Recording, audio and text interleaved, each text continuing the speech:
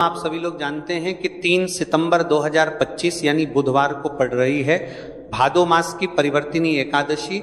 और दोस्तों ये वह तिथि है जो भादो मास में पड़ने वाली सबसे बड़ी तिथि है, क्योंकि ये बुधवार के दिन पड़ने वाली है।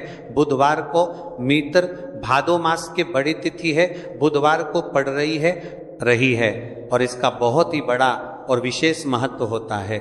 अगर कभी भी मौका लग जाए और भादो मास की परिवर्तिनी एकादशी को पड़ जाए तो आप लोगों को एक हरा नींबू वाला उपाय तो अवश्य ही करना चाहिए। इन दोनों का संयोग बहुत ही कम आता है। इसी के साथ में जी ने अपनी शिव पुराण कथा में बताया है कि इस दिन आपको एक हरा नींबू वाला उपाय तो आपको अवश्य ही करना चाहिए, क्योंकि ऐसा दिन पूरे साल में सिर्फ एक ही बार आता है। और दोस्तों आप सभी लोग जानते हो कि बुधवार का अगर सबसे बड़ा कोई उपाय है तो वहां एक हरा नींबू वाला उपाय। तो दोस्तों भादो मास की बुधवार परिवर्तिनी एकादशी के दिन आप लोगों को इस एक हरा नींबू वाला उपाय को जरूर करना है। बहुत सारे लोग होंगे जिन लोगों ने इस उपाय को ना किया हो, मतलब पूरा साल निकल गया, उन्होंने किसी भी दिन इसे हरा नींबू वाला उपाय को ना किया हो। पर दोस्तों आपके पास एक आखिरी मौका बचा हुआ है, जो कि 3 सितंबर 2025 भादो मास की बुधवार परिवर्तिनी एकादशी के दिन है। इस दिन आप लोगों को इस वाले उपाय को जरूर कर लेना है। भले ही आपने पूरे महीने भर इस उपाय को ना किया हो, पर अगर आपने इस भादो मास के बुधवार परिवर्तिनी एकादशी के दिन अगर इस वाले उपाय को कर लिया तो आपको इस उपाय को करने का वह फल मिलेगा जिसकी आपने कभी कल्पना भी नहीं करी होगी। इसीलिए आप लोग इस वाले उपाय को एक बार जरूर कर लेना है, ताकि आप लोगों के हाथ से ये मौका ना जा सके और आपको इस उपाय को करने का फल मिल सके। दोस्तों ये उपाय पंडित जी ने अपनी अभी की ही श्री शिव महापुराण की कथा में बताया है। जी इस उपाय को आज हम आपको बहुत अच्छे से समझाने वाले हैं। इस वीडियो को देखने के बाद इस उपाय को समझने के लिए आपको कोई और वीडियो को देखने की जरूरत नहीं पड़ेगी। तो चलिए दोस्तों उपाय को शुरू करते हैं। देखिए ये इस भादो मास के बुधवार के दिन ये इतना खास होता है, इतना महत्वपूर्ण होता है, देखा गया है। कभी कभी बड़े बड़े पूजा पाठ अनुष्ठान से जो मनोकामना पूर्ण नहीं होते, वह भादो मास की बुधवार के दिन एक छोटे से उपाय करने से ही आपकी मनोकामना पूर्ण हो जाती है। और बहुत सारे लोगों ने इस उपाय को किया भी है और उनको इस उपाय को करने का फल भी जरूर मिला है। अगर आप लोग भी इस उपाय को करना चाहते हैं तो आप इस उपाय को पहले अच्छे से समझ लेना, सुन लेना, उसके बाद करना। आपको इस उपाय का फल जरूर मिलेगा और इस उपाय को कर लेने से आपके घर में चाहे किसी भी प्रकार की दुख और समस्या क्यों ना चल रही हो, आपको उसका कारण भी नहीं पता है कि भाई ये समस्या किस कारण से चल रही है, उसका कुछ भी कारण हो सकता है। जैसे पितृदोष हो सकता है या किसी भी तरह का मंगल दोष भी हो सकता है। तो इस दिन आप लोगों को ये वाला उपाय कर लेना है। ये एक ऐसा उपाय है जिस उपाय को अगर किसी विशेष दिन पर किया जाए तो भाई उस विशेष दिन का जो है वह तो हमें मिलता ही मिलता है। पर हमने उस दिन पर इस उपाय को किया है तो हमें उससे भी बड़ा फल मिलता है, और फल बहुत जल्दी मिलता है, क्योंकि आप इस उपाय को बहुत ही बड़े और विशेष दिन पर कर रहे हो। तो चलिए अब उपाय के बारे में बात करते हैं, लेकिन उससे पहले आप लोगों के लिए बात करते हैं तो को ये जानना आवश्यक है कि आखिर ये उपाय किस समय करना है, किसको करना है और कैसे करना है। तो चलिए हम आगे आपको वीडियो में एक एक करके बता देते हैं। लेकिन उससे पहले अगर आप लोग हमारे चैनल पर पहली बार आए हैं या फिर मेरी आवाज़ आज पहली बार सुन रहे हैं तो हमारे चैनल को सब्सक्राइब जरेबाज कर जो हमके चैनल के बीच पर देना चाहिए और एक खबर देना चाहिए हम परिका हमके चैनल पर सब्सक्राइब जरिए हमके चैनल पर पूर्ण कर लेना। और इस वीडियो को लाइक करके कमेंट बॉक्स में श्री शिवाय नमस्तुभ्यं ओम नमः शिवाय जरूर टाइप कर देना। तो दोस्तों इस एक हरा नींबू वाला उपाय को हमें इस भादो मास की बुधवार के दिन कैसे करना है, किसको करना है, किस समय करना है और कहां पर करना है, ये सारे सवालों के जवाब आपको इस वीडियो में मिल जाएंगे। और जो ये वीडियो देखेगा भाई उसको एक हरा नींबू वाला उपाय जरूर करना चाहिए, क्योंकि इस दिन तुलसी पत्ते का भी बहुत ही बड़ा और विशेष महत्व होता है। आ जाए एक हरा नींबू वाला उपाय की तो ये सोने पर सुहागा वाली बात हो जाती है और ये एक बहुत ही बड़ा उपाय हो जाता है इस भादो मास की बुधवार का। तो अब दोस्तों इस एक हरा नींबू वाला उपाय को आखिर करना किसको है, सबसे पहले हम लोग वो बात जान लेते हैं। तो देखो, घर की जो बड़ी माताएं बहनें होती हैं, उन माताओं बहनों में से कोई भी एक बड़ी माता बहन इस वाले उपाय को कर सकती है। और दोस्तों अगर आप चाहे तो अपने घर में से सभी सदस्यों को भी इस उपाय को करवा सकते हैं। अगर किसी व्यक्ति की खुद की कोई मनोकामना है, खुद की कोई दुख और परेशानी है जो कि वह अपने लिए ही करना चाहता है, इस वाले उपाय को तो वह खुद अपने लिए भी कर सकता है।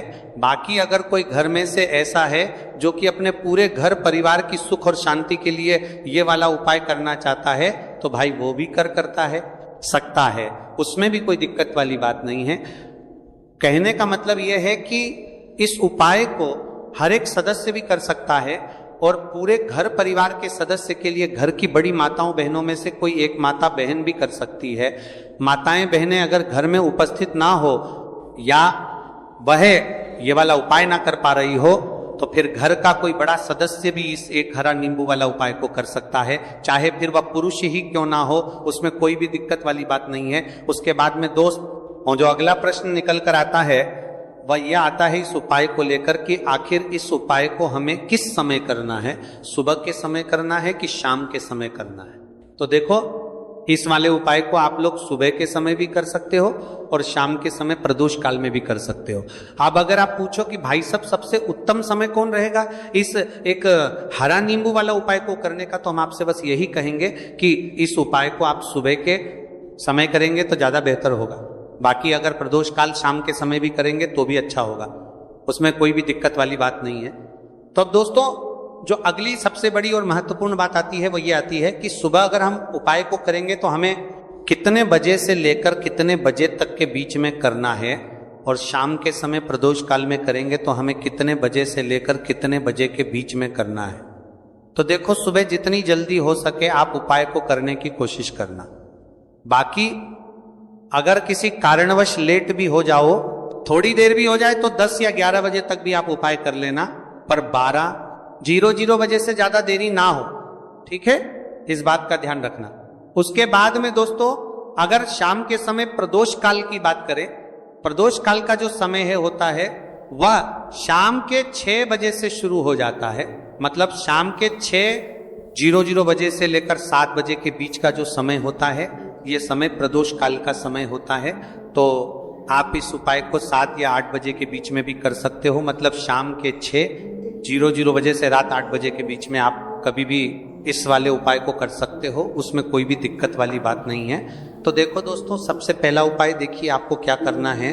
तो एक हरे नींबू से आप अपने जीवन से 1000 क्या लाख क्या करोड़ों शत्रुओं का भी सफाया कर सकते हैं, और कभी भी आपके शत्रु आपके दुश्मन आपको पलट कर देखेंगे ये भी नहीं। अगर आपने एक हरे नींबू से छोटा सा उपाय कर लिया, तो जो लोग अपने जीवन में शत्रुओं से दुश्मनों से बहुत परेशान हो चुके हैं, या जिन लोगों के ऊपर शत्रु बहुत कुछ किया कराया करवा रहे हैं, तो ऐसा समझ लीजिए कि जो भी बंधनवार क्रियाएं आपके जो भी प्रतिपर पर छंदात करती है, ऐसे आपके जो भी बंधनवार क्रियाएं, वो जो भी बंधनवार शत्रु ने करवा रखी होंगी, आपके दुश्मन ने करवा रखी होंगी। किसी भी तरह से अगर आपके दुश्मन आपको नुकसान करना चाहते हैं, आपको हानि पहुंचाना चाहते हैं, या किसी भी तरह से आपको परेशान कर रहे हैं, कोई भी दुख कोई कष्ट आपको दे रहे हैं, किसी भी आपकी संपत्ति पर, आपके व्यापार पर, आपकी दुकान पर उनकी बुरी नजर है, कुछ हड़पने की कोशिश कर रहे हैं, तो समझ लीजिए कि एक हरा नींबू लेकर बहुत छोटा सा उपाय आप करेंगे, और जो शत्रु आपको अपनी ताकत दिखा रहे हैं, आज आपको परेशान कर रहे हैं, उन शत्रुओं की सारी अकड़ निकल जाएगी। एक हरे नींबू के उपाय को अगर आप सही तरीके से कर लेते हैं, तो देखिए उपाय पूरा समझें, सही से समझ के उपाय करेंगे तो 101% ये उपाय काम करता है, और जो भी आपके दुश्मन हैं या जो भी आपके शत्रु हैं, उनका सफाया पूरी तरह से हो जाता है। तो इस उपाय के को आप किसी भी दिन कर सकते हैं। दूसरी चीज, स्त्री पुरुष कोई भी इस उपाय को कर सकता है। ऐसा उपाय आज की वीडियो में लाए हैं जिसमें आपके कोई पैसे खर्च नहीं होने वाले, सिर्फ आपको एक नींबू से उपाय करना है। अब ये हरा नींबू ही है जो आपके जीवन से शत्रुओं का पूरी तरह सफाया कर देगा, और कभी भी दुश्मन और शत्रु आपको परेशान नहीं कर पाएंगे। चाहे शत्रु और दुश्मन कितने भी पावरफुल हो, कितने भी ताकतवर क्यों ना हो, फिर भी आपका बाल बांका नहीं कर सकते, मतलब कितनी भी कोशिश कर लें लेकिन फिर भी आपका कुछ नहीं बिगाड़ पाएंगे। तो चलिए बात कर लेते हैं उपाय की, उपाय किस तरह से आपको करना है। तो देखिए सबसे पहले तो आपको इसमें एक हरा नींबू लेना है, ठीक है ना। अब ये उपाय गुप्त शत्रुओं के लिए भी है और उस दुश्मन के लिए भी है जो सामने से आप पर वार कर रहा है, आपको किसी भी तरह की धमकी दे रहा है, कोई नुकसान आपका कर रहा है, वह शत्रु भी परास्त हो जाएगा। और जो आपके पीठ पीछे आपका बुरा कर रहे हैं, क्योंकि देखिए जो गुप्त शत्रु होते हैं ना, इनका ना तो हमें नाम पता होता है, ना इनका एड्रेस पता होता है, ना ये पता होता है कि कितने शत्रु हैं, है ना, क्योंकि ये तो गुप्त तरीके से शत्रुता करते हैं और गुप्त शत्रु के बारे में किसी को कुछ पता नहीं चल पाता है।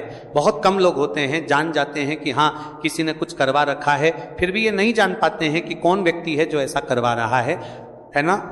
ये बहुत मुश्किल है पता करना। लेकिन अगर आपको आपके दुश्मन का नाम नहीं पता, आपका दुश्मन कहाँ रहता है ये भी नहीं पता, कौन आपसे शत्रुता कर रहा है ये भी नहीं पता, फिर भी ये उपाय आप करिए, क्योंकि जो दुश्मन है, जो शत्रु है, इस उपाय को करने से आप देखेंगे कि वह तुरंत आपके जीवन से दूर हो जाएगा और उसका किया कराया भी दूर हो जाएगा, जो भी आपके ऊपर करवा रखा होगा, आपके व्यापार पर करवा रखा होगा। क्योंकि बहुत सारी उच्चाटन और बंधनवार की क्रियाएं हैं जो लोग करवा देते हैं। बहुत सारे तांत्रिकों के पास जाकर और भी बहुत सारी जगहों पर जाकर लोगों के साथ बहुत कुछ गलत करवाते हैं।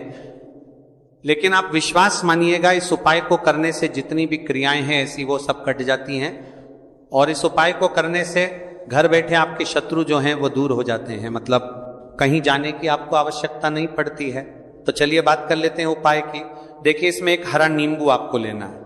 नींबू बिल्कुल दाग दगीला ना हो। आपने देखा होगा कि कभी कभी नींबू के ऊपर छोटा छोटा दाग है ना आ जाता है, या नींबू थोड़ा सा खराब होता है।